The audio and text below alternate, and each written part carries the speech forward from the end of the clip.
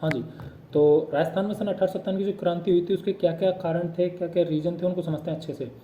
सबसे पहले बात करूंगा कि 1700 के आसपास जब मुगल साम्राज्य का प्रभुत्व धीरे धीरे कम होने लगा, 1800 के आसपास लगा लो, तो उस टाइम पे क्या है कि मराठों का प्रभुत्व बढ़ने लगा। तो जब मराठों का प्रभुत्व बढ़ने लगा तो उन्होंने अपने राजस्थान तक बढ़ते बढ़ते उन्होंने यहाँ पर राजस्थान तक उनका प्रभुत्व पहुंचा, तो उन्होंने राजस्थान में आकर के लूटपाट करने लग गए, डकैती चोरी ऐसी घटनाओं को अंजाम देने लगे।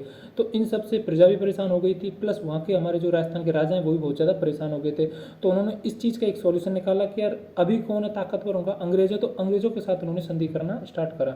तो सबसे पहले केवल रक्षात्मक तरीके से संधियां हुई और उसमें कोई बंदिशें वगैरह ऐसी कोई खास उनकी शर्तें थी नहीं कि राजाओं को अपने अधीन कर सकें। तो वो 1803 के आसपास हुई थी, वो भी भरतपुर और अपने अलवर ने संधियां करी थी। उस टाइम पर लॉर्ड वेलेजली जो कि कौन थे, उनके जो गवर्नर जनरल थे अंग्रेजों के।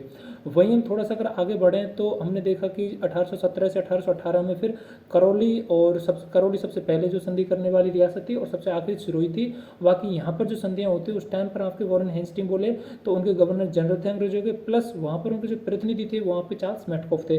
और ये वाली जो संधियाँ हुई थी ना, ये वाली अधीनस्थ संधियाँ थी। इनका मतलब ये था कि अब राजा उनके अधीन हो चुके हैं, किनके, अंग्रेजों के। अब जो राजाओं के जो कार्य का दौरा है वो सीमित हो चुका है। अब अंग्रेजों ने उन पर कुछ पाबंदियां लगा दी हैं कि उनके जो राजाओं के जो कार्यभार है या अपनों का जो क्षेत्र कार्य क्षेत्र उसमें हस्तक्षेप करने लग गए अंग्रेज, ठीक है। तो इस वजह से अब राजाओं की शक्तियाँ सीमित हो चुकी थी। तो ये राजाओं को परेशानी हुई उस चीज़ से।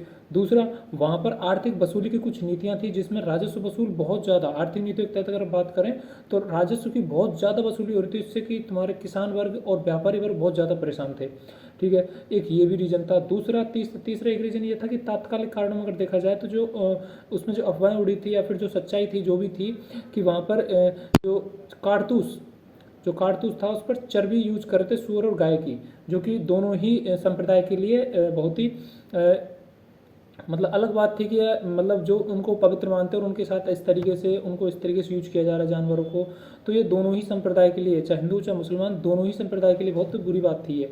तो इससे भी वहाँ पे जो सैनिक थे उनमें रोष व्याप्त था उस घटना से या फिर उनके जो इन कृत्यों से, ठीक है। तो इस तरीके से सैनिक भी परेशान थे, जनता भी परेशान थी, और वहाँ के शासक थे वो तो उनके अधीन हो ही चुके थे।